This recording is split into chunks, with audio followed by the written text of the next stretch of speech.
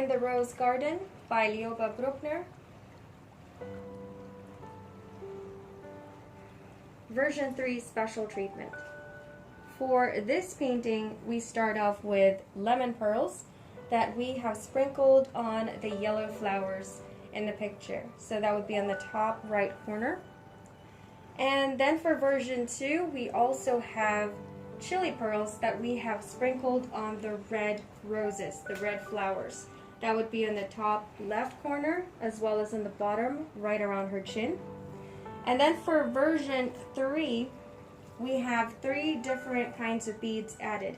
We've got the flamingo pearls. Those will be sprinkled on the pink areas of the flowers on the bottom. And then we also have ice crystals that we have placed on the butterfly.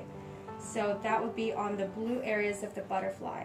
And finally, electric diamonds that are placed on the white areas of the butterfly. So this is for version 3 of In the Rose Garden by Lioba Brückner. Once again, we've got lemon pearls, chili pearls, flamingo pearls, ice crystals, and electric diamonds.